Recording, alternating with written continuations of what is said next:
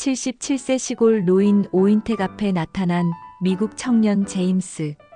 당신이 저의 할아버지일지도 모릅니다. 라는 편지와 함께 50년 전 첫사랑 윤미숙의 사진이 그의 마음을 뒤흔든다. 그러나 진실을 찾는 여정에서 드러난 것은 DNA 결과가 뒤집은 충격적인 사실, 두 사람은 혈연이 아니었다. 모든 것이 무너진 순간 미숙의 마지막 편지가 전해진다. 거기에는 피보다 깊은 가족의 의미를 더해준다. 과거의 비밀, 뒤늦은 후회, 그리고 새로운 인연의 기적. 끝까지 보시면 눈물 없이는 들을 수 없는 이야기가 깊은 인연의 결말로 기다립니다. 오늘 사연 시작하기 전에 무료인 구독과 좋아요 버튼을 눌러주시면 영상 제작에 많은 도움이 됩니다. 감사합니다. 오늘도 여러분의 건강과 행복이 함께 하시기를. 경기도 변두리 작은 마을, 아침 6시가 되면 어김없이 오인택의 하루가 시작됩니다. 77의 나이에도 허리는 꼿꼿하고 손은 여전히 거칠지만 힘이 있었습니다. 마당 한쪽에 심어놓은 상추밭으로 향하는 인택의 발걸음은 느리지만 묵직했습니다. 오늘도 이렇게 하루가 시작되는구나. 혼자 중얼거리며 상추를 따는 인택의 귓가에 라디오에서 흘러나오는 옛 트로트가 들려왔습니다. 이미자의 목소리가 마을 전체를 감싸듯 퍼져나갔습니다. 인택은 잠시 손을 멈추고 그 멜로디에 귀를 기울였습니다. 어렸을 때 어머니가 부르던 그 노래였습니다. 사랑도 못다한 채로 세월만 흘러가네. 인택은 작은 소리로 따라 불렀습니다. 목소리는 쉬었지만 여전히 정확한 음정이었습니다. 젊은 시절 동네 청년회에서 노래 솜씨로 유명했던 그였으니까요. 상추를 한 알음 따고 나니 벌써 이마에 땀이 맺혔습니다. 가을이라지만 아직은 따뜻한 날씨였습니다. 집 안으로 들어가니 부엌벽 한쪽에 걸린 아내의 영정 사진이 눈에 들어왔습니다. 이제는 색바랜 흑백 사진 속에서 영희는 여전히 20살의 미소를 띠고 있었습니다. 결혼식 날 찍은 사진이었습니다. 하얀 한복을 입고 수줍게 웃고 있는 영희의 모습이 어제 일처럼 선명했습니다. 영희야, 오늘은 비가 온대. 너 비 오는 날 좋아했잖아. 우산도 안 쓰고 마당에 서서 빗소리 듣던 내가 생각나네. 인택은 사진을 바라보며 이야기를 건넸습니다. 대답은 없었지만 그는 괜찮았습니다. 이런 대화가 벌써 10년째였으니까요. 영희가 췌장암으로 세상을 떠난 지도 그만큼 됐습니다. 마지막 순간까지 인택의 손을 꼭 잡고 있던 영희의 손길이 아직도 따뜻하게 느껴졌습니다. 그때 영희는 마지막까지 미소를 잃지 않았습니다. 여보, 미안해요. 먼저 가서. 바보 같은 소리 하지 마. 내가 미안할 게 뭐 있어. 그때의 대화가 아직도 생생했습니다. 영희는 자신 때문에 인택이 혼자 남게 될 것을 걱정했습니다. 하지만 인택에게는 영희와 함께한 50년이 인생의 전부였습니다. 아침을 간단히 해결하고 나서 인택은 마을 앞 정자에 앉아 신문을 펼쳤습니다. 돋보기를 꺼내 글자를 또렷하게 보려 애썼습니다. 요즘 들어 눈이 많이 침침해졌습니다. 신문에는 경제 기사, 정치 기사들이 가득했지만 인택에게는 그리 중요하지 않았습니다. 그보다는 부고란이나 독자 투고란을 먼저 찾아보는 것이 습관이 되었습니다. 지나가는 이웃들과 인사를 나누기도 했지만 길게 이야기를 나누지는 않았습니다. 인택 씨, 오늘 날씨 좋네요. 마을 이장인 박서방이 지나가며 인사했습니다. 그러게 말입니다. 농사짓기 딱 좋은 날씨네요. 상추 농사 잘 되고 있죠? 요즘 상추값이 꽤 괜찮다던데. 뭐, 먹고 살 만큼은 되니까요. 큰 욕심은 없습니다. 그래도 건강하게 농사 짓고 계셔서 보기 좋아요. 우리나라 농촌의 희망이시죠. 이런 식의 짧은 대화가 전부였습니다. 마을 사람들도 인택의 성격을 알기에 무리하게 다가오지 않았습니다. 원래부터 말수가 적었지만 영희가 세상을 떠난 후로는 더욱 조용해졌습니다. 영희가 살아있을 때는 그라도 집에서 웃음소리가 들렸는데 지금은 너무 조용했습니다. 가족이라고는 서울에서 살고 있는 딸 미경이 하나뿐이었습니다. 결혼해서 아이 둘을 키우며 바쁘게 살고 있는 딸과는 한 달에 한두 번 안부 전화를 주고받는 정도였습니다. 딸은 항상 걱정스러운 목소리로 전화했습니다. 아버지, 몸은 괜찮으세요? 병원은 다니고 계시고요? 걱정 말어. 아직 팔팔해. 너나 애들 잘 챙기고. 그래도 정기검진은 받으셔야 해요. 혼자 계시니까 더 신경 써야죠. 알았어. 너무 걱정하지 마. 딸의 걱정 어린 목소리가 고마우면서도 부담스러웠습니다. 자식에게 짐이 되고 싶지 않았습니다. 딸도 자기 생활이 바쁠 텐데 늙은 아버지까지 신경 쓰느라 힘들 거라는 생각이 들었습니다. 점심을 먹고 낮잠을 자려던 인택은 또다시 그 꿈을 꾸기 시작했습니다. 젊은 시절 서울에서 몫으로 일하던 때의 기억들이었습니다. 25살부터 35살까지 10년간 서울에서 보낸 시절이었습니다. 망치를 들고 나무를 다듬던 손의 감촉, 새집이 완성되어 가는 기쁨, 동료들과 함께 막걸리를 마시며 나누던 이야기들이 생생하게 되살아났습니다. 그 시절 인택은 손재주가 뛰어난 몫으로 유명했습니다. 섬세한 조각 작업도 잘했고 무엇보다 성실했습니다. 새벽 5시에 일어나서 현장에 나가고 밤늦게까지 일했습니다. 돈을 모아서 고향에 돌아가 장가를 가겠다는 꿈이 있었기 때문입니다. 그런데 이상했습니다. 최근 들어 그 꿈속에서 자꾸만 같은 여인의 웃음소리가 들렸습니다. 맑고 경쾌한 목소리로 자신의 이름을 부르는 소리였습니다. 인태가, 오늘은 일찍 끝나니? 같이 시장에 갈까? 윤미숙. 그 이름이 마음속 깊은 곳에서 천천히 떠올랐습니다. 한때 사랑했지만 결국 붙잡지 못했던 이름이었습니다. 영희와 결혼하기 전 서울에서 만났던 여인이었습니다. 건설 현장 근처 분식집에서 일하던 미숙은 언제나 밝은 미소를 띠고 있었습니다. 23세 나이였지만 세상을 다 가진 듯한 당당함이 있었습니다. 미숙과 처음 만난 것은 비 오는 날이었습니다. 현장에서 일을 마치고 분식집에 들어간 인택을 미숙이 반겼습니다. 어머, 비 많이 맞으셨네요. 수건 드릴게요. 그때부터였습니다. 인택은 자주 그 분식집을 찾게 되었고 미숙과 이런저런 이야기를 나누게 되었습니다.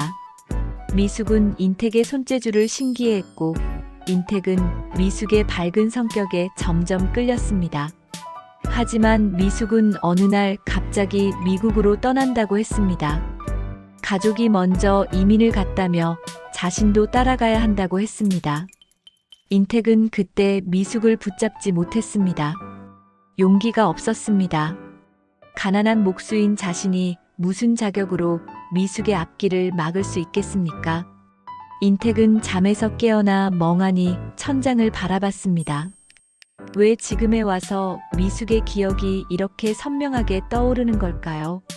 40년도 넘은 일인데 말입니다. 그때 미숙을 붙잡았다면 인생이 어떻게 달라졌을까 하는 생각이 자꾸만 들었습니다. 저녁이 되자 인택은 다시 영희의 사진 앞에 앉았습니다. 영희야, 미안해. 요즘 자꾸 옛날 생각이 나네. 내가 질투할 이유는 없어. 그 사람은 이미 내 인생에서 사라진 사람이니까. 하지만 가끔 궁금해. 그 사람은 지금 어떻게 살고 있을까? 미국에서 잘 살고 있을까? 인택이 미숙의 기억에 잠겨있던 그 주 마을에는 5월장이 열리는 날이었습니다. 한 달에 2번씩 열리는 장날은 평소 조용한 마을이 가장 활기를 띠는 날이었습니다. 인택도 집에서 기른 상추와 깻잎을 들고 마을회관 앞 장터로 나왔습니다. 새벽 5시부터 준비한 채소들이었습니다. 이슬이 아직 맺혀있는 상추는 싱싱했고 깻잎은 향이 진했습니다. 인택은 정성스럽게 채소들을 다듬어서 작은 바구니에 담았습니다. 영희가 살아있을 때 함께 사용하던 그 바구니였습니다. 인택 씨, 오늘 상추가 싱싱하네요. 단골 할머니들이 하나둘 모여들었습니다. 인택의 상추는 마을에서도 소문이 났습니다. 농약을 치지 않고 정성껏 기른 덕분에 맛이 달았습니다. 벌레가 먹은 자국이 있어도 사람들은 더 좋아했습니다. 자연 그대로의 맛이라는 것을 알았기 때문입니다. 많이 가져가세요. 어차피 혼자서 다 못 먹어요. 인택은 늘 그랬듯 넉넉하게 담아주었습니다. 돈을 벌려는 것보다는 그저 사람들과 만나는 것이 좋았습니다. 영희가 살아있을 때는 둘이서 함께 장에 나왔었는데 지금은 혼자라 왠지 쓸쓸했습니다. 그래도 마을 사람들과 이야기를 나누는 것만으로도 위로가 되었습니다. 요즘 혼자 사시느라 힘드시죠? 이웃집 김할머니가 걱정스러운 표정으로 물었습니다. 뭐요? 아직 팔팔합니다. 걱정 마세요. 그래도 자식들이 좀 더 자주 와야 하는 거 아니에요? 딸이 서울에 있다면서요? 바쁘니까요. 자기 생활도 힘들 텐데 뭘. 인택은 항상 이런 식으로 대답했습니다. 자식에 대한 아쉬움은 있었지만 원망하지는 않았습니다. 세상이 바뀌었고 젊은 사람들은 젊은 사람들대로 살아야 한다고 생각했습니다. 오전 10시가 되자 장터는 사람들로 북적였습니다. 떡볶이 냄새, 호떡 냄새가 섞여서 퍼져나갔고 아이들의 웃음소리와 어른들의 흥정하는 소리가 어우러졌습니다. 인택은 자리를 정리하고 마을회관 평상에 앉아 사람들을 바라보고 있었습니다. 이런 풍경을 보는 것도 하나의 즐거움이었습니다. 그때였습니다. 마을회관 입구 쪽에서 뭔가 다른 분위기의 사람이 나타났습니다. 키가 크고 말싱한 체격의 청년이었습니다. 깔끔한 흰색 셔츠에 검은색 슬랙스를 입고 있었는데 이 시골 마을 사람 같지 않은 세련된 차림새였습니다. 피부가 조금 희고 얼굴 생김새도 어딘지 모르게 낯설었습니다. 동양인 같기도 하고 서양인 같기도 한 묘한 느낌이었습니다. 청년은 손에 작은 여행용 가방을 들고 있었고 다른 손에는 작은 종이 쪽지 같은 것을 들고 있었습니다. 표정을 보니 누군가를 찾고 있는 것 같았습니다. 마을 사람들도 하나둘 그 청년을 쳐다보기 시작했습니다. 이런 작은 마을에 낯선 사람이 나타나는 것은 큰 사건이었습니다. 청년은 지나가는 사람들에게 정중하게 인사하며 뭔가를 묻고 다니는 것 같았습니다. 이장인 박서방과 이야기를 나누는 모습이 보였고 박서방이 고개를 갸우뚱하며 인택이 앉아있는 쪽을 가리켰습니다. 박서방의 표정으로 보아 뭔가 놀라운 이야기를 들은 것 같았습니다. 청년이 인택 쪽으로 걸어오기 시작했습니다. 걸음걸이도 어딘지 모르게 달랐습니다. 너무 반듯하고 정확한 걸음이었습니다. 마치 군인처럼 곧게 서서 걷는 모습이었습니다. 마을 사람들의 시선이 모두 그 청년에게 집중되었습니다. 장터의 소음도 잠시 잦아들었습니다. 죄송합니다. 청년이 인택 앞에 서서 정중하게 인사했습니다. 목소리는 또렷하고 발음도 정확했습니다. 서울 말씨였지만 어딘지 억양이 조금 달랐습니다. 외국에서 한국어를 배운 사람 특유의 정확하지만 어색한 억양이었습니다. 혹시 오인택 씨 댁이 어디인지 아세요? 저는 이분을 찾고 있어요. 청년은 조심스럽게 물었습니다. 한국어는 유창했지만 존댓말을 쓸 때 약간의 어색함이 느껴졌습니다. 인택은 깜짝 놀랐습니다. 자신을 찾는 사람이라니. 그것도 이런 젊은 청년이 말입니다. 마을에서 자신을 찾는 젊은 사람이라니 상상도 못했던 일이었습니다.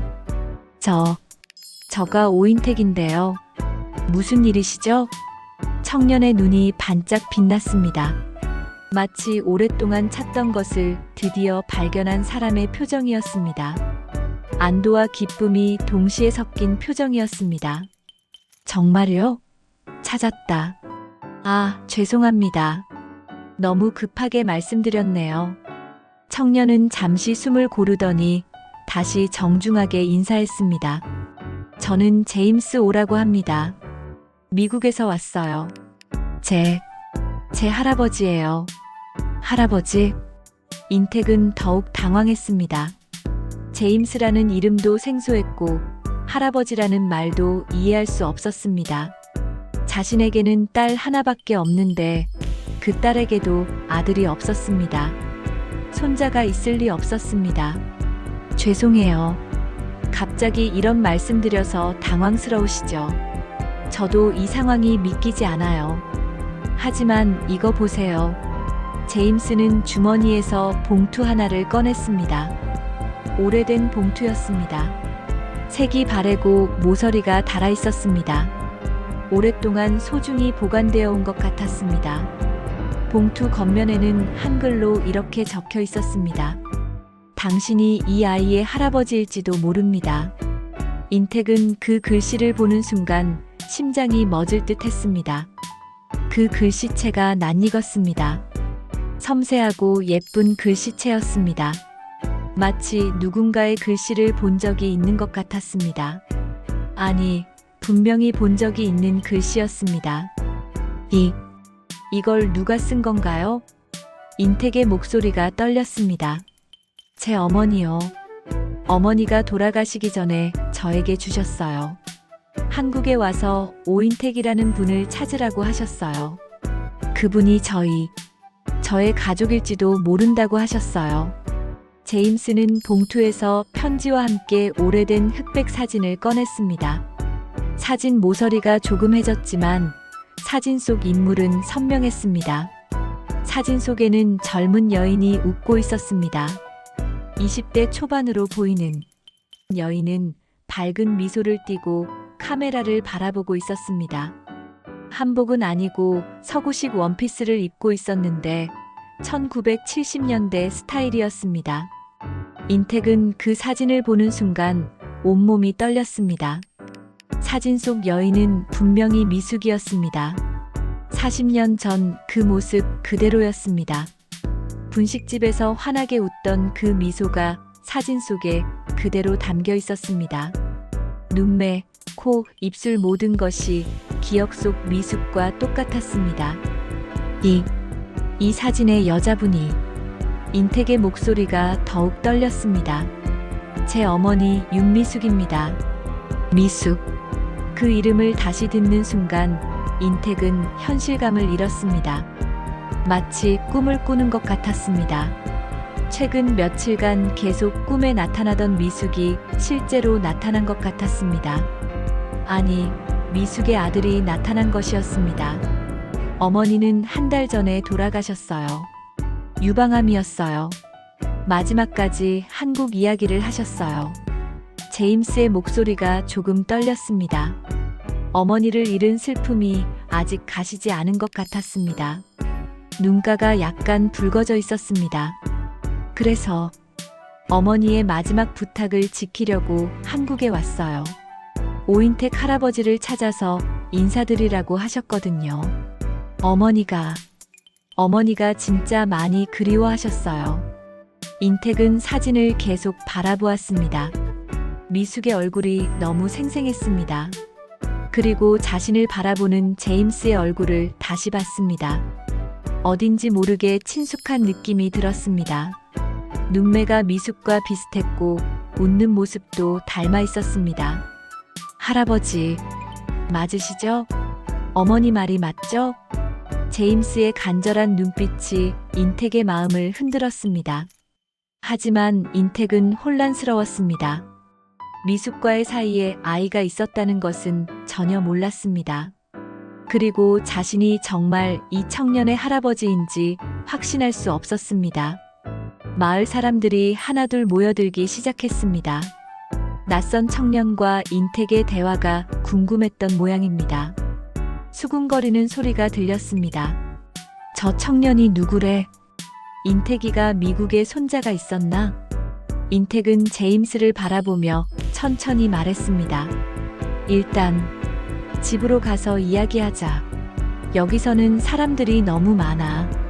제임스의 얼굴에 안도의 표정이 스쳤습니다. 거절당할까봐 두려웠던 모양입니다. 감사합니다, 할아버지. 그 말을 들으니 인택의 마음이 묘하게 따뜻해졌습니다. 할아버지라는 호칭을 들어본 지 너무 오래되었습니다. 인택의 집은 마을에서 조금 떨어진 언덕배기에 있었습니다. 오래된 기와집이었지만 정돈이 잘 되어 있었습니다. 마당에는 영희가 심었던 감나무와 대추나무가 있었고 한쪽에는 인택이 가꾸는 작은 텃밭이 있었습니다. 여기가 제가 살고 있는 집입니다. 인택은 대문을 열며 말했습니다. 제임스는 한국의 전통 가옥을 신기한 듯 바라보았습니다. 미국에서 자란 그에게는 모든 것이 낯설고 새로웠습니다. 와, 정말 아름다운 집이네요. 어머니가 말씀하신 한국의 모습이 이런 거였구나. 안방으로 들어가니 벽 한쪽에 걸린 영희의 영정 사진이 눈에 들어왔습니다. 제임스도 그 사진을 보고 잠시 멈춰 섰습니다.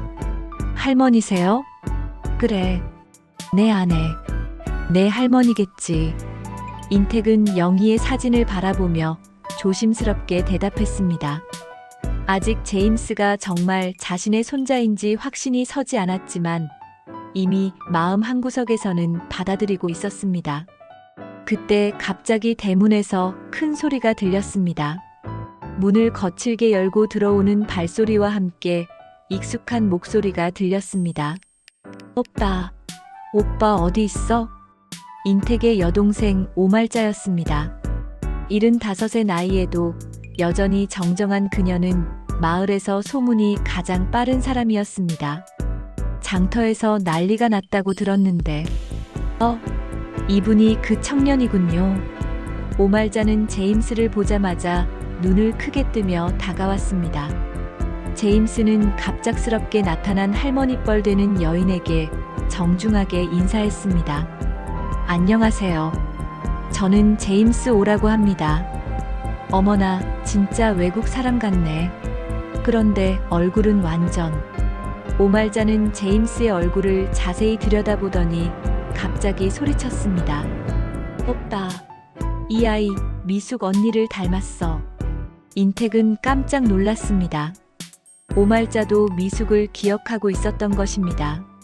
너도 미숙이를 기억하고 있구나. 당연하지. 오빠가 그때 미숙 언니 때문에 밥도 못 먹고 잠도 못 자고 그랬잖아. 내가 그걸 어떻게 잊어? 오말자는 제임스를 향해 몸을 돌리며 말했습니다. 얘야, 너 정말 미숙 언니 아들이지? 특히 눈하고 웃는 모습이 똑같아. 제임스는 자신에 대해 이야기하는 두 사람을 신기하게 바라보았습니다. 정말 저희 어머니를 아시는 건가요? 그럼 미숙 언니는 우리 오빠가 서울에서 만난 첫사랑이었어. 그런데 오말자의 표정이 갑자기 심각해졌습니다. 오빠, 혹시 내가 미숙 언니? 말자야. 인택이 급히 말을 끊었습니다. 하지만 오말자는 멈추지 않았습니다. 아니야, 이건 중요한 문제라고. 제임스야, 내 어머니가 언제 미국에 갔는지 기억하니? 1978년이라고 들었어요. 제가 태어나기 전이요. 1978년? 오말자의 눈이 번쩍 빛났습니다. 오빠, 그럼 시기가 딱 맞잖아. 오빠가 미숙 언니랑 헤어진 게 언제였지? 인택은 얼굴이 빨개지며 대답을 망설였습니다. 하지만 오말자는 이미 흥분해 있었습니다. 1977년 겨울이었잖아. 그리고 미숙 언니가 갑자기 사라진 게 이듬해 봄이었고, 제임스는 이 대화를 들으며 가슴이 두근거렸습니다. 혹시 자신이 정말로 이 할아버지의 친손자일 수도 있다는 생각이 들었습니다. 할아버지, 제임스가 조심스럽게 말했습니다. 혹시 저희 어머니와 특별한 사이였나요? 인택은 오랫동안 침묵했습니다. 그동안 가슴 깊이 묻어두었던 기억들이 되살아났습니다. 그래, 미숙이는 내가 사랑했던 사람이었어. 하지만 그 사람이 미국에 간다고 했을 때 나는 붙잡지 못했어. 용기가 없었거든. 왜요? 나는 그때 가난한 목수였어. 미숙이는 꿈이 많은 사람이었고 더 넓은 세상에서 살고 싶어 했어. 내가 무슨 자격으로 그 사람의 꿈을 막을 수 있겠니? 오말자가 끼어들었습니다. 그런데 오빠는 몰랐잖아. 미숙 언니가 그때 뭘 몰랐다는 거야? 미숙 언니가 마지막에 오빠를 찾아다녔다는 걸 김할머니가 그때 봤다고 했잖아. 미숙 언니가 오빠 하숙집 앞에서 하루 종일 기다리고 있었다고. 인택은 충격을 받았습니다. 그런 일이 있었다는 것을 전혀 몰랐습니다. 그런 일이 오빠가 그때 고향에 잠시 내려와 있을 때였어. 미숙 언니는 오빠를 못 만나고 그냥 돌아갔다고 했어. 그리고 얼마 후에 미국에 갔다는 소식을 들었고, 제임스는 이 이야기를 들으며 어머니의 마음을 이해할 수 있었습니다. 어머니도 할아버지를 사랑했고 마지막에 무언가 중요한 이야기를 하려고 했던 것입니다. 할아버지, 혹시 어머니가 그때 임신했다는 걸 알고 계셨나요? 인택은 고개를 저었습니다. 전혀 몰랐어. 만약 알았다면 절대 보내지 않았을 텐데. 어머니는 왜 말씀을 안 하셨을까요? 오말자가 대답했습니다. 미숙 언니는 착한 사람이었거든. 아마도 내 할아버지의 앞길을 막고 싶지 않았을 거야. 그 시대에 혼전 임신이라는 건 여자에게는 큰 짐이었으니까. 제임스의 눈가가 촉촉해졌습니다. 어머니가 얼마나 혼자서 힘들었을지 상상이 되었습니다. 어머니가 정말 많이 힘들었겠네요. 하지만 미숙이는 강한 사람이었어. 미국에서 새로운 삶을 시작했고 널 잘 키웠잖니. 인택이 위로하듯 말했습니다. 그때 오말자가 갑자기 손뼉을 쳤습니다. 아, 그럼 이제 확실히 하자. DNA 검사 같은 걸로. DNA 검사? 요즘에는 그런 검사로 혈연 관계를 확인할 수 있다잖아. TV에서 봤어. 제임스가 고개를 끄덕였습니다. 맞아요. 미국에서 그런 검사를 받을 수 있어요. 확실히 하는 게 좋겠어요. 인택은 잠시 망설였습니다. 검사 결과가 어떻게 나올지 두려웠습니다. 하지만 진실을 아는 것이 중요했습니다. 그래, 그렇게 하자. 확실히 알아야겠어. 제임스는 할아버지의 용기에 감동받았습니다. 그리고 마음 한켠으로는 이미 답을 알고 있는 것 같았습니다.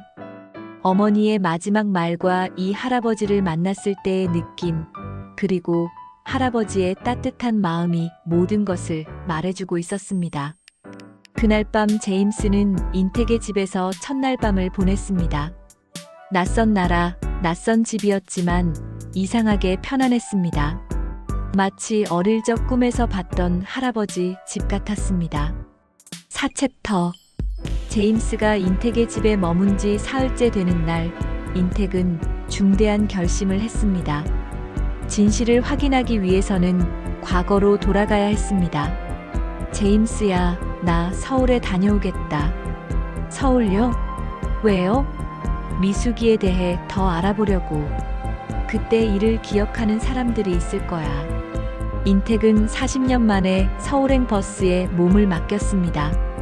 창밖으로 스쳐가는 풍경을 보며 젊은 시절의 기억들이 되살아났습니다. 그때도 이 길을 통해 서울로 올라갔었습니다. 서울에 도착한 인택은 옛 기억을 더듬어 미아리 고개 근처로 향했습니다. 그곳에는 젊은 시절 목수 일을 하며 알고 지냈던 사람들이 있었습니다. 하지만 세월이 흘러 모든 것이 변해 있었습니다. 몇 시간을 헤매던 중 한 노인회관에서 익숙한 얼굴을 발견했습니다. 혹시 박기수 아니야? 오인택. 이게 누구야? 박기수는 인택과 함께 목수일을 했던 동료였습니다. 서로를 알아본 두 사람은 반가워하며 인사를 나눴습니다. 야, 너 그때 시골로 내려간다고 하더니 진짜 한 번도 안 올라왔구나. 응, 아내도 죽고 혼자 살고 있어. 그런데 기수야, 너 혹시 윤미숙이라는 사람 기억하니? 박기수의 표정이 변했습니다. 미숙이? 당연히 기억하지. 너 그 여자 때문에 미쳐 있었잖아. 근데 왜 갑자기? 사실 인택은 제임스의 이야기를 들려주었습니다. 뭐, 미숙이 아들이 나타났다고? 그럼 혹시 그게 궁금해서 온 거야. 그때 미숙이가 마지막에 어떻게 됐는지 알고 있니? 박기수는 잠시 생각하더니 고개를 끄덕였습니다. 아, 그 일 말이야. 사실 나도 나중에 들었는데 미숙이가 요양병원에 있다는 얘기를 들었어. 요양병원? 응, 강순애라고 하니? 그 여자가 미숙이랑 친했잖아. 순애가 지금 요양병원에 있어. 인택은 강순애를 기억했습니다. 젊은 시절 자신을 좋아했던 여인이었지만 미숙 때문에 거절했던 사람이었습니다. 순애가 어디에 있는데? 여기서 멀지 않아. 내가 주소 알아봐 줄게. 박기수의 도움으로 인택은 강순애가 있는 요양병원을 찾았습니다. 오랜만에 만난 강순애는 많이 늙어 있었지만 여전히 똑똑한 눈빛을 가지고 있었습니다. 어머, 오인택? 정말 오인택이야? 순애야, 오랜만이다. 아이고, 이게 얼마만이야. 그런데 갑자기 웬일이야? 인택은 강순애에게도 제임스의 이야기를 했습니다. 순애의 표정이 점점 심각해졌습니다. 그래서 미숙이에 대해 물어보러 왔구나. 응, 너라면 뭔가 알고 있을 것 같아서. 강순애는 한참을 침묵하더니 입을 열었습니다. 인택아, 사실 내가 그때 미숙이에게 못할 짓을 했어. 뭔 말이야? 미숙이가 마지막에 너를 찾아다녔어. 내가 고향에 내려가 있을 때 말이야. 인택의 가슴이 두근거렸습니다. 그래서 미숙이가 내게 와서 물어봤어.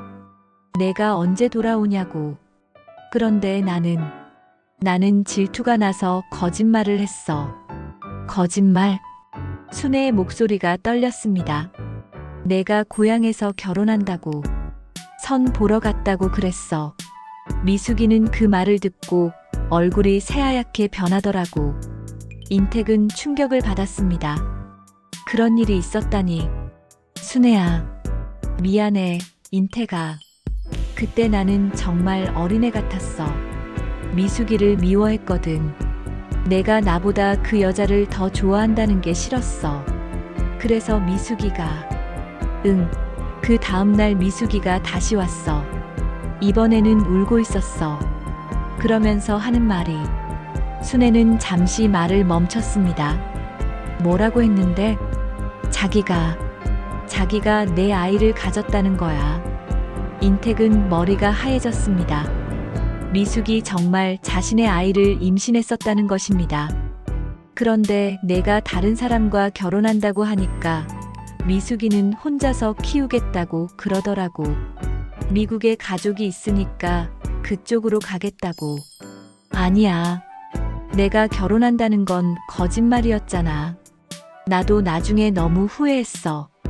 미숙이가 떠난 후에 내가 얼마나 찾아다녔는지 알거든.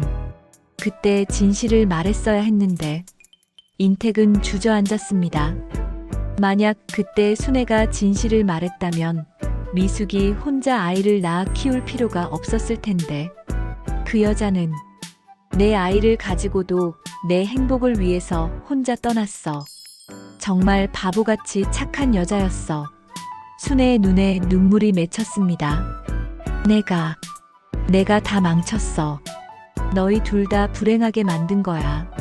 순애야, 그만해. 이미 지난 일이야. 미안해, 인택아. 정말 미안해. 인택은 요양병원을 나서며 무거운 마음으로 집으로 돌아왔습니다. 제임스는 할아버지가 돌아오기를 기다리고 있었습니다. 할아버지, 어떻게 됐어요? 인택은 제임스에게 모든 진실을 털어놓았습니다. 미숙이 임신했다는 것, 자신을 찾았지만 만나지 못했다는 것, 그리고 오해 때문에 혼자 미국으로 떠났다는 것까지. 제임스는 이 이야기를 들으며 눈물을 흘렸습니다. 어머니가 혼자서 그런 고생을. 미숙이는 정말 강한 사람이었어. 널 혼자서 낳고 키우면서도 원망하지 않았을 거야. 할아버지, 제임스야, 미안하다. 내가 그때 좀 더 용기를 냈다면, 미숙이를 더 적극적으로 찾았다면 이런 일은 없었을 텐데. 제임스는 인택의 손을 잡았습니다. 할아버지 잘못이 아니에요. 그때는 그럴 수밖에 없었던 상황이었잖아요. 인택은 제임스를 바라보며 확신했습니다. 이 청년은 분명히 미숙의 아들이고 10중 8구 자신의 친손자일 것이었습니다. 이제 정말 확인해보자. DNA 검사 말이야. 네, 할아버지. 진실을 알아야죠. 그날 밤 인택은 영희의 사진 앞에서 긴 대화를 나눴습니다. 영희야, 미안해. 내가 숨겨온 과거가 이렇게 나타났네. 하지만 제임스는 좋은 아이야. 미숙이가 잘 키웠어. 내가 이해해줄 거지? DNA 검사를 받기로 한 지 일주일 후, 제임스에게 미국에서 급한 전화가 걸려왔습니다. 새벽 5시 집 전화가 울렸을 때 인택은 불길한 예감이 들었습니다. 제임스야, 전화 왔다. 제임스는 잠결에 일어나 전화를 받았습니다. 영어로 대화하는 제임스의 표정이 점점 굳어지는 것을 인택은 지켜보았습니다. What? When did it happen? I see. It'll be there as soon as possible. 뭐? 언제 일어난 거야? 알겠어. 최대한 빨리 갈게. 전화를 끄는 제임스의 얼굴은 창백해져 있었습니다. 무슨 일이냐? 할아버지, 어머니 집에서 화재가 났대요. 어머니 유품들이 모두 타버렸다고.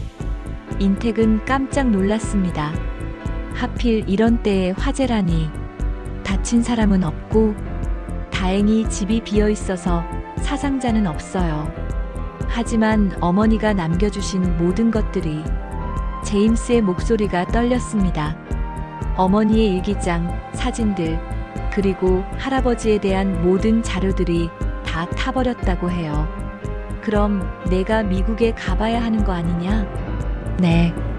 보험 처리도 해야 하고 정리할 게 많아요. 제임스는 그날 바로 미국행 비행기표를 끊었습니다. DNA 검사 결과가 나오기도 전에 떠나야 하는 상황이었습니다. 할아버지, 제가 없는 동안 검사 결과가 나오면 걱정 마라. 내가 잘 보관하고 있을게. 빨리 다녀와라. 제임스를 공항에 배웅하며 인택은 묘한 불안감을 느꼈습니다. 마치 다시는 만나지 못할 것 같은 기분이었습니다. 할아버지, 제가 꼭 돌아올게요. 이곳이 제 집이에요. 그래, 기다리고 있을게. 제임스가 떠난 후 사흘째 되는 날, 인택에게 병원에서 전화가 왔습니다. 오인택 씨 되시죠? DNA 검사 결과가 나왔습니다. 병원으로 오시면 결과를 알려드리겠습니다. 인택은 가슴이 두근거렸습니다. 드디어 진실을 알 수 있는 순간이었습니다. 오말자와 함께 병원으로 향했습니다. 오빠, 떨리지? 그러게. 결과가 어떻게 나올지 모르겠어. 병원에 도착한 인택은 의사 앞에 앉았습니다. 의사는 서류를 들고 심각한 표정을 지었습니다. 검사 결과를 말씀드리겠습니다. 오인택 씨와 제임스 오 씨는. 의사가 잠시 말을 멈췄습니다. 인택의 심장이 빠르게 뛰었습니다. 혈연 관계가 아닙니다. 친할아버지와 손자 관계가 아니라는 결과가 나왔습니다. 인택은 머리가 하얘졌습니다. 혈연이 아니라니. 그럼 제임스는 누구의 아이란 말입니까? 확실한 겁니까? 네, 99.9% 확실합니다. 유전자 일치율이 현저히 낮습니다. 인택은 병원을 나서며 비틀거렸습니다. 오말자가 부축해 주었습니다. 오빠, 괜찮아? 얼굴이 새하얗네. 말자야. 제임스가 내 손자가 아니래. 뭐? 그럼 미숙 언니가 다른 사람 아이를. 그날 밤 인택은 술을 마셨습니다. 오랜만에 마시는 술이었습니다. 오말자가 걱정스러워했지만 인택은 멈출 수 없었습니다. 그럼 제임스는 누구 아이야? 미숙이가 나를 속인 건가? 오빠, 그런 소리 하지 마.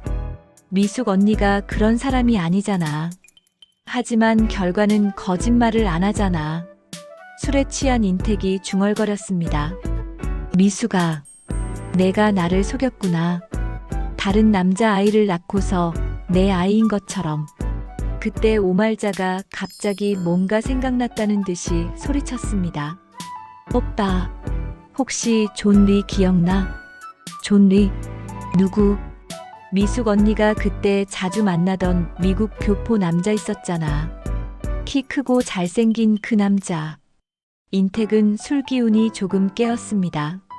존 리라는 이름이 어렴풋이 기억났습니다. 아, 그 남자. 그 사람도 미숙 언니를 좋아했었잖아. 그런데 미숙 언니는 오빠만 보고 있어서 상대도 안 했는데. 그럼 설마 미숙 언니가 오빠를 포기하고 그 사람과 함께 미국에 간 걸 수도 있어. 아니면 오말자는 말을 멈췄습니다. 하지만 인택은 그 뒤의 말을 짐작할 수 있었습니다.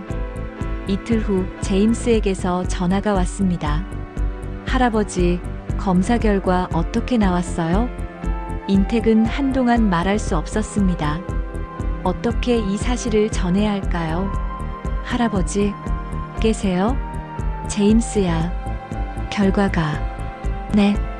우리는 혈연이 아니야. 전화 너머로 제임스의 충격받은 숨소리가 들렸습니다. 뭐라고요? DNA 검사 결과 우리는 혈연 관계가 아니라고 나왔어. 긴 침묵이 흘렀습니다. 제임스의 흐느끼는 소리가 작게 들렸습니다. 그럼 저는 누구죠? 저는 누구의 손자인 거죠?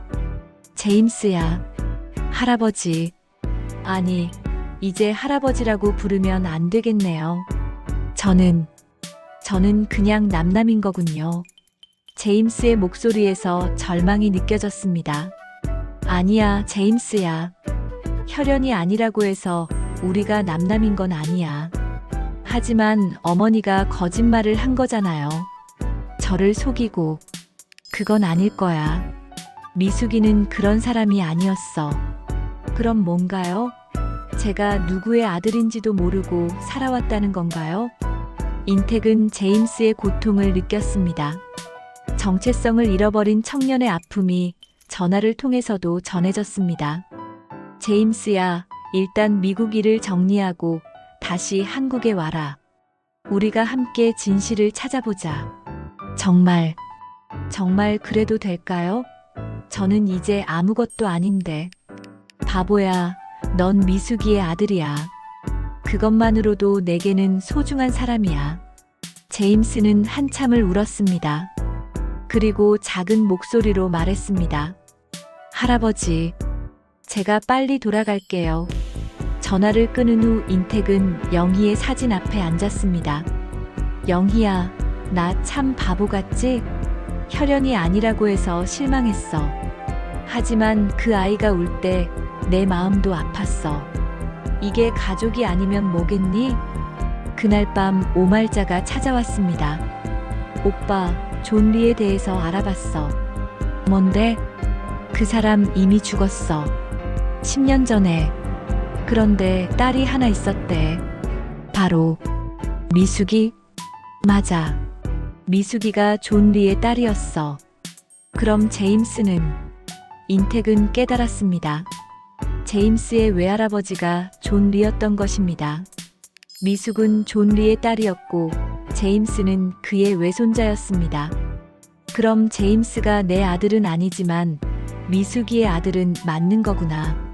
그렇지. 그리고 오빠에 대한 이야기도 들었어. 진실의 조각들이 하나씩 맞춰지기 시작했습니다.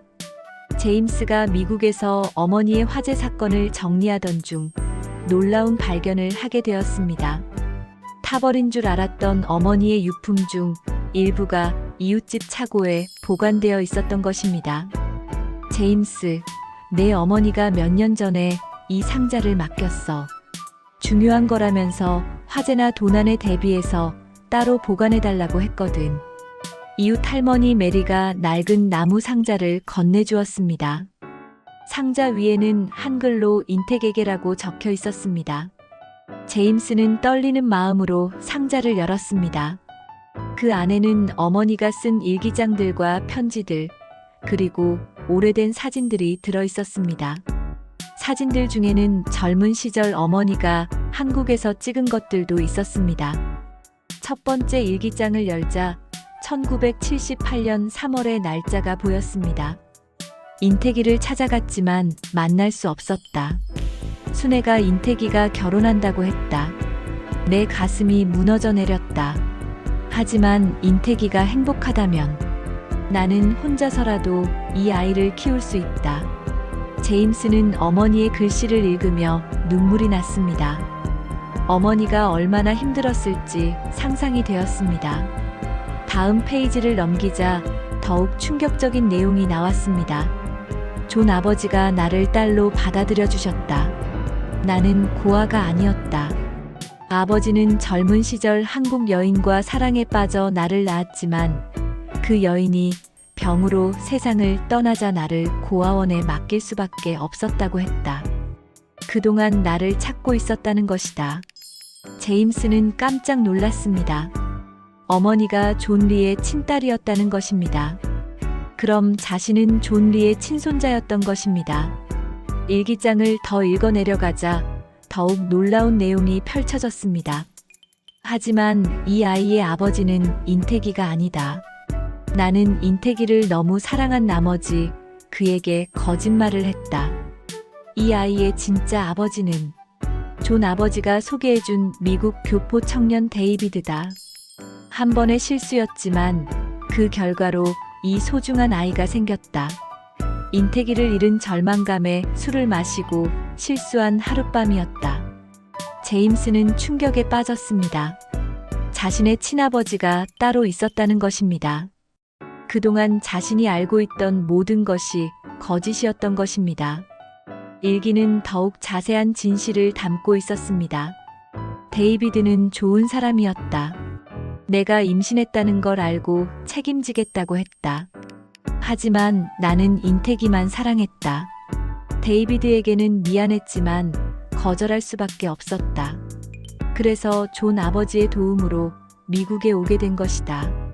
데이비드는 그 후에도 계속 나를 도와주려 했지만 나는 거리를 두었다. 내 아이의 아버지이지만 내가 사랑하는 사람은 아니었으니까. 제임스는 어머니의 복잡한 심정을 이해할 수 있었습니다. 사랑하는 사람의 아이가 아니라는 것을 알면서도 혼자서 키워낸 어머니의 마음이 느껴졌습니다. 일기는 계속 이어졌습니다. 나는 인태기가 이 아이의 아버지라고 믿고 싶었다. 그래서 그렇게 편지에 썼다. 하지만 이제 진실을 말해야 할 때가 온 것 같다. 만약 내가 죽게 된다면 이 아이에게는 진실을 알려주고 싶다. 하지만 동시에 인태기도 만나게 해주고 싶다. 그 사람은 내가 가장 사랑했던 사람이니까. 이 아이에게는 할아버지 같은 존재가 되어줄 수 있을 거야. 제임스는 일기장의 마지막 부분을 읽었습니다. 데이비드가 몇 년 전부터 나를 찾고 있다는 소식을 들었다. 아들을 보고 싶어 한다고 했다. 나는 이제 그에게 진실을 말해줄 때가 된 것 같다. 제임스에게도 친아버지를 만날 권리가 있으니까. 하지만 무엇보다 중요한 것은 제임스가 사랑받으며 자라는 것이다. 혈연이든 아니든 상관없이 말이다. 마지막 페이지에는 이런 글이 있었습니다.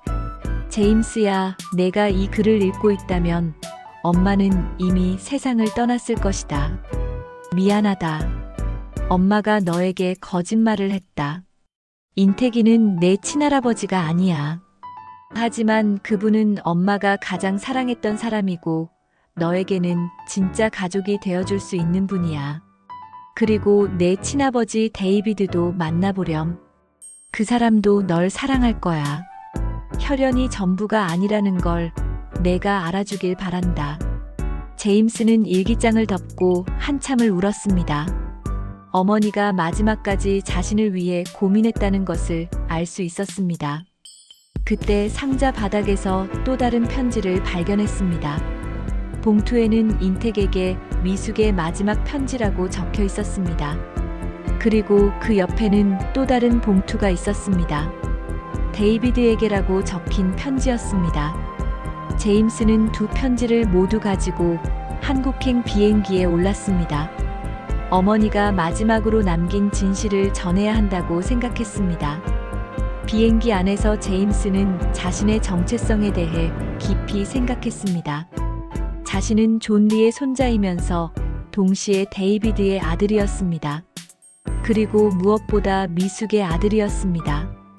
혈연으로는 인택과 아무런 관계가 없었지만 어머니의 사랑을 통해 이어진 특별한 관계였습니다. 한국에 도착한 제임스는 곧바로 인택의 집으로 향했습니다. 밤이 늦었지만 집에는 불이 켜져 있었습니다. 인택은 제임스를 기다리고 있었던 것입니다. 제임스야, 빨리 왔구나. 미국 일은 잘 정리했니? 할아버지. 아니요. 이제 뭐라고 불러야 할지 모르겠어요. 바보야, 할아버지라고 불러.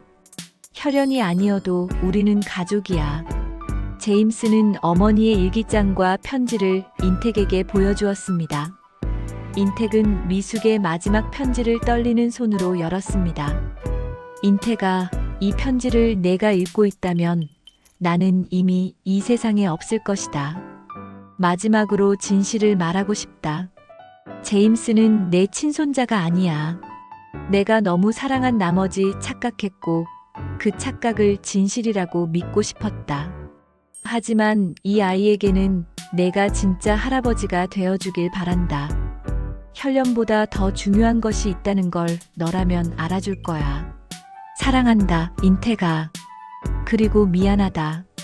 인택은 편지를 읽으며 눈물을 흘렸습니다. 미숙아, 내가 왜 미안해해야 해? 나야말로 그때 너를 붙잡지 못해서 미안해. 제임스가 말했습니다. 할아버지, 저는 이제 누구인지 알겠어요. 존 리의 손자이고 데이비드라는 사람의 아들이에요. 하지만 저에게는 할아버지가 가장 소중한 가족이에요. 제임스야, 어머니가 그토록 그리워했던 분이고 저를 가족으로 받아주신 분이에요. 이게 진짜 가족이 아니면 뭐겠어요? 인택은 제임스를 꼭 안아주었습니다. 혈연이 아니어도 이미 진짜 할아버지와 손자가 되어 있었습니다. 7챕터. 제임스가 한국에 도착한 다음 날 인택의 집에는 긴장감이 흘렀습니다. 데이비드 김이 곧 도착한다는 연락을 받았기 때문입니다. 제임스는 어머니의 일기장을 인택에게 모두 보여주었고 진실을 알게 된 인택은 복잡한 심정에 빠져 있었습니다. 할아버지, 걱정되세요? 아니야. 다만 내 친아버지가 어떤 사람일지 궁금하네. 저도 떨려요. 평생 만나본 적 없는 아버지를 만난다는 게. 그때 마을 입구에서 택시 소리가 들렸습니다. 검은색 정장을 입은 중년 남성이 내렸습니다. 키가 크고 단정한 모습이었는데 어딘지 모르게 제임스와 닮은 구석이 있었습니다. 데이비드는 집 앞에 서서 한참을 망설였습니다. 27년을 기다린 만남이었습니다. 드디어 자신의 아들을 만나게 되는 순간이었습니다. 여기가 맞나? 데이비드가 조심스럽게 대문을 두드렸습니다. 인택이 문을 열었습니다. 혹시 데이비드 김 씨세요? 네, 그렇습니다. 제임스가 여기 있다고 들었는데 들어오세요. 인택은 데이비드를 집 안으로 안내했습니다. 제임스는 방 안에서 나오지 못하고 있었습니다. 갑작스럽게 친아버지를 만나게 되니 어떻게 해야 할지 몰랐습니다. 제임스야, 나와라. 인택의 부름에 제임스가 천천히 나왔습니다. 데이비드는 제임스를 보자마자 눈물을 흘렸습니다. 제임스, 정말 제임스구나. 안녕하세요. 아버지. 어색하게 인사를 나눈 두 사람 사이에 침묵이 흘렸습니다. 인택은 이 순간이 얼마나 소중한지 알았기에 조용히 물러났습니다. 데이비드가 먼저 입을 열었습니다. 미숙이, 내 어머니 장례식에 가지 못해서 미안하다. 연락을 받았을 때는 이미 늦었더구나. 괜찮아요. 어머니도 이해하실 거예요. 내가 이렇게 훌륭하게 자란 걸 보니 내 어머니가 정말 잘 키운 것 같구나. 데이비드는 가방에서 오래된 사진 한 장을 꺼냈습니다. 젊은 시절의 미숙과 데이비드가 함께 찍은 사진이었습니다. 이게 내 어머니와 내가 마지막으로 찍은 사진이야. 내가 태어나기 직전이었어. 제임스는 그 사진을 보며 복잡한 감정을 느꼈습니다. 어머니가 평생 숨겨온 비밀이 담긴 사진이었습니다. 왜 어머니는 아버지에 대한 이야기를 안 해주셨을까요? 내 어머니는 다른 사람을 사랑하고 있었거든. 인택이라는 사람을 말이야. 데이비드는 인택을 바라보며 말했습니다. 그분이 바로 인택 씨겠죠? 네, 맞습니다. 미숙이가 얼마나 당신을 사랑했는지 알고 있습니다. 편지에도 계속 당신 이야기만 나왔거든요. 인택은 미안한 마음이 들었습니다. 죄송합니다. 제가 그때 미숙이를 지켜주지 못해서. 아닙니다. 사랑에는 죄가 없어요. 미숙이의 선택이었으니까요. 데이비드는 제임스에게 다시 말했습니다. 아들아, 나는 너에게 강요하고 싶지 않다. 하지만 내가 원한다면 이제라도 아버지 노릇을 하고 싶어.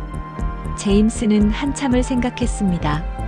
그리고 놀라운 대답을 했습니다. 저에게는 이미 할아버지가 계세요. 데이비드와 인택 모두 깜짝 놀랐습니다. 제가 미국에서 외롭게 자랄 때 어머니가 들려준 할아버지 이야기가 저에게는 가족이었어요. 비록 혈연은 아니지만 마음으로는 이미 가족이 된 거예요. 제임스는 인택을 바라보며 말했습니다. 할아버지, 저 여기서 계속 살아도 될까요? 이곳이 제 집이에요. 인택은 감동받았습니다. 당연하지, 제임스야. 넌 이미 우리 가족이야. 데이비드는 처음에는 실망스러워했지만 제임스의 마음을 이해하려고 노력했습니다. 그럼 나는 어떻게 하면 될까? 제임스가 대답했습니다. 아버지도 우리 가족이 되세요. 혈연으로 이어진 가족과 마음으로 이어진 가족, 둘 다 소중하니까요. 그때 마을 사람들이 하나둘 몰려들기 시작했습니다. 외국인이 마을에 나타났다는 소문이 퍼진 것입니다. 오말자도 급히 달려왔습니다. 오빠, 이분이 제임스 아버지야? 그래, 데이비드라고 해. 마을 사람들은 호기심 어린 눈으로 데이비드를 바라봤습니다. 데이비드는 어색해했지만 정중하게 인사했습니다. 안녕하세요. 저는 데이비드 김입니다. 제임스의 아버지입니다. 어머, 한국말 잘하시네. 그럼요, 한국계 미국인이거든요. 마을 이장인 박서방이 나서서 말했습니다. 이거 큰일 났는데, 이런 귀한 손님이 오셨는데 마을에서 뭔가 대접을 해야지. 아니에요, 괜찮습니다. 하지만 마을 사람들은 이미 흥분해 있었습니다. 오랜만에 큰 행사가 생긴 것입니다. 마을회관에서 작은 잔치라도 해야겠어. 맞아, 제임스도 공식적으로 우리 마을 사람으로 인정하는 의미도 있고, 인택은 마을 사람들의 따뜻한 마음에 감동받았습니다. 그럼 그렇게 하자. 제임스도 기뻐할 거야. 그날 저녁 마을회관에서는 즉석 잔치가 열렸습니다. 마을 아주머니들이 음식을 준비했고 아저씨들은 술을 가져왔습니다. 데이비드는 처음에는 어색해했지만 점점 마을 사람들과 어울렸습니다. 특히 아이들이 영어를 가르쳐 달라고 하자 기꺼이 응해주었습니다. 안 돼. 내 이름은 데이비드야. 헬로. My name is 데이비드. 아이들의 웃음소리가 마을회관을 가득 채웠습니다. 제임스는 이 모든 광경을 보며 행복했습니다. 자신을 둘러싼 모든 사람들이 가족 같았습니다. 마을 이장이 건배사를 했습니다. 자, 오늘은 우리 마을에 새로운 가족들이 생긴 날입니다. 제임스와 데이비드 씨 진심으로 환영합니다. 건배. 모든 사람이 잔을 들었습니다. 인택과 제임스, 데이비드도 함께 건배했습니다. 그때 제임스가 일어서서 말했습니다. 마을 분들 정말 감사합니다. 저는 이곳에서 진짜 가족을 찾았습니다. 할아버지뿐만 아니라 여러분 모두가 제 가족입니다. 박수가 터져 나왔습니다. 데이비드도 일어서서 말했습니다. 저도 이곳이 좋습니다. 아들이 이런 따뜻한 곳에서 살 수 있다니 다행입니다. 그럼 자주 오세요. 네, 자주 올게요. 아니, 아예 여기서 살까 생각 중입니다. 사람들이 더욱 기뻐했습니다. 인택은 이 모든 상황을 보며 가슴이 뜨거워졌습니다. 혈연이 아니어도 진짜 가족이 될 수 있다는 것을 깨달았습니다. 밤이 깊어가자 사람들이 하나둘 집으로 돌아갔습니다. 인택과 제임스, 데이비드만 남았습니다. 할아버지, 아버지, 감사해요. 저에게 이런 가족을 만들어주셔서. 인택이 말했습니다. 제임스야, 내가 우리에게 가족이 뭔지 가르쳐 준 거야. 혈연보다 더 소중한 것이 있다는 걸 말이야. 데이비드도 고개를 끄덕였습니다. 맞아, 아들아. 우리는 이제 진짜 가족이야. 세 사람은 서로를 껴안았습니다. 서로 다른 배경을 가졌지만 마음으로 하나가 된 가족이었습니다. 8챕터. 제임스와 데이비드가 한국에 온 지 반년이 지났습니다. 데이비드는 약속대로 한국에 정착하기로 결정하고 서울에 작은 사업체를 차렸습니다. 주말마다 마을로 내려와 제임스와 인택을 만나는 것이 일상이 되었습니다. 제임스는 한국에서의 새로운 삶에 완전히 적응했습니다.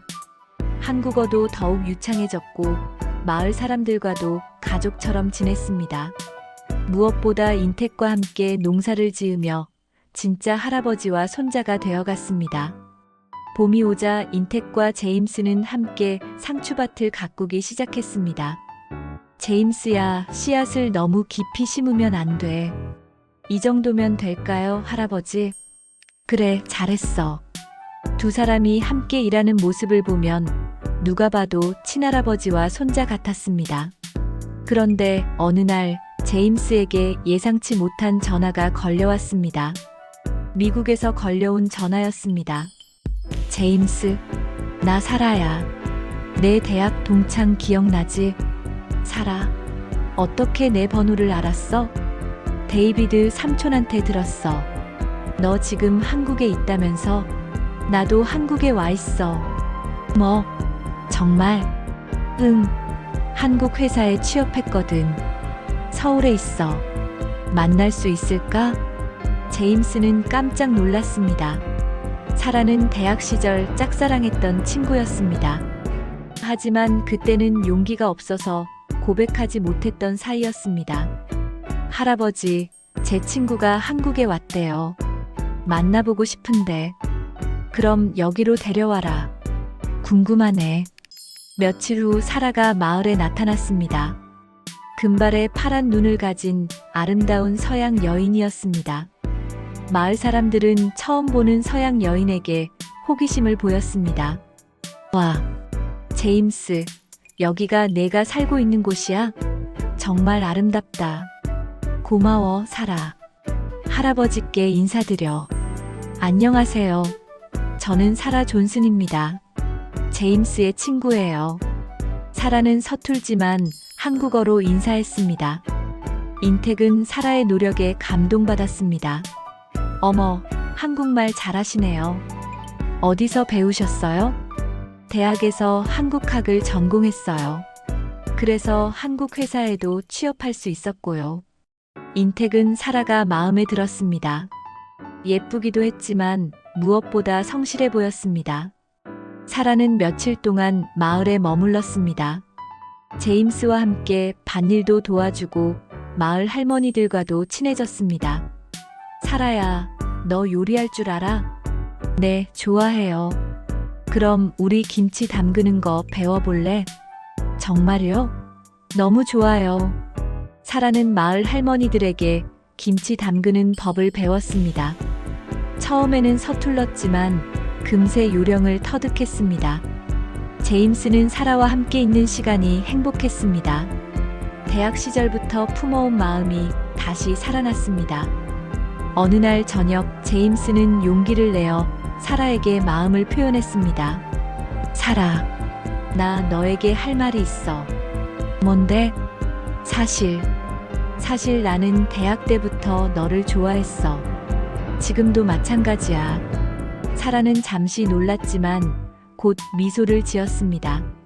나도 알고 있었어. 그리고 나도 너를 좋아해. 두 사람은 서로 마주보며 웃었습니다. 오랫동안 숨겨온 마음이 드디어 전해진 순간이었습니다. 인택은 이 모든 것을 지켜보며 흐뭇해했습니다. 제임스야, 사라 좋은 친구구나. 할아버지, 사실 친구가 아니라. 알아. 내 눈빛만 봐도 알겠어. 인택은 웃으며 말했습니다. 사라가 우리 가족이 되면 좋겠다. 몇 달 후 제임스와 사라는 정식으로 연인 관계가 되었습니다. 사라는 주말마다 마을에 내려와서 인택과 제임스와 함께 시간을 보냈습니다. 데이비드도 사라를 무척 좋아했습니다. 아들아, 사라는 정말 좋은 여자야. 놓치면 후회할 거야. 알아요, 아버지. 어느 봄날 제임스는 사라에게 프러포즈를 했습니다. 상추밭 한가운데에서였습니다. 사라, 나와 결혼해 줄래? 정말 나와 결혼하고 싶어? 그럼 너와 함께 이곳에서 살고 싶어. 할아버지, 아버지와 함께 말이야. 사라는 눈물을 흘리며 고개를 끄덕였습니다. 좋아. 나도 이곳이 좋아. 여기가 우리 집이야. 두 사람의 결혼 소식을 들은 마을 사람들은 크게 기뻐했습니다. 이거 큰일 났네. 마을에서 국제 결혼이라니. 제임스 그 녀석 복 터졌구만. 마을에서는 또다시 큰 잔치가 열렸습니다. 이번에는 제임스와 사라의 약혼을 축하하는 잔치였습니다. 인택은 영희의 사진 앞에서 말했습니다. 영희야, 우리 손자 결혼한다. 내가 봐도 예쁜 며느리야. 사라도 널 좋아할 거야. 결혼식은 마을회관에서 열렸습니다. 한국식과 서양식을 결합한 독특한 결혼식이었습니다. 사라는 한복을 입었고 제임스는 양복을 입었습니다. 데이비드가 주례를 맡았습니다. 오늘 이 자리에서 제임스와 사라가 부부가 됩니다. 이들의 사랑이 영원하기를 바랍니다. 박수가 터져 나왔습니다. 인택은 축사를 했습니다. 제임스야, 사라야. 너희들은 혈연을 뛰어넘은 진짜 사랑을 보여주었어. 서로 다른 나라에서 왔지만 마음으로 하나가 되었지. 앞으로도 그렇게 살아가거라. 결혼식이 끝나고 마을 사람들과 함께 사진을 찍었습니다. 인택, 제임스, 사라, 데이비드. 그리고 마을 사람들까지 모두가 한 가족 같았습니다. 신혼여행 대신 제임스와 사라는 마을에서 허니문을 보냈습니다. 함께 밭일을 하고 마을 사람들과 어울리며 행복한 시간을 보냈습니다. 몇 달 후 사라가 임신 소식을 전했습니다. 할아버지, 제가 임신했어요. 인택은 너무 기뻐서 눈물을 흘렸습니다. 정말이야? 네.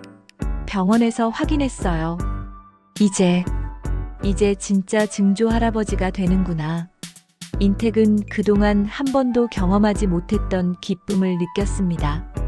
그해 겨울 아름다운 아기가 태어났습니다. 제임스와 사라의 딸이었습니다. 이름은 미희라고 지었습니다. 아름다운 희망이라는 뜻이었습니다. 인택은 미희를 안아보며 감격했습니다. 미희야, 할아버지가 너를 얼마나 기다렸는지 모르지. 넌 우리 가족의 희망이야. 제임스는 인택을 바라보며 말했습니다. 할아버지, 정말 감사해요. 할아버지가 아니었다면 이런 행복은 없었을 거예요. 무슨 소리야. 내가 와줘서 내가 더 행복해. 따뜻한 봄날, 마당에서는 네 세대가 함께 앉아 있었습니다. 인택, 데이비드, 제임스와 사라, 그리고 작은 미희까지. 혈연으로 이어진 가족도 있고 마음으로 이어진 가족도 있었습니다. 하늘 위 어딘가에서 영희와 미숙이 이 모든 광경을 보며 미소 짓고 있는 것 같았습니다. 인택은 미희를 안고 중얼거렸습니다. 미희야, 가족이란 혈연이 아니라 사랑이란다. 할아버지가 그걸 너희들을 통해서 배웠어. 우리는 모두 사랑으로 이어진 진짜 가족이야. 바람이 살짝 불며 벚꽃잎들이 흩날렸습니다. 그 꽃잎들이 이 특별한 가족을 축복하는 것 같았습니다. 오늘 이야기 어떠셨나요? 작은 공감이 큰 응원이 됩니다. 구독과 좋아요 부탁드립니다. 더 많은 이야기로 다시 찾아올게요.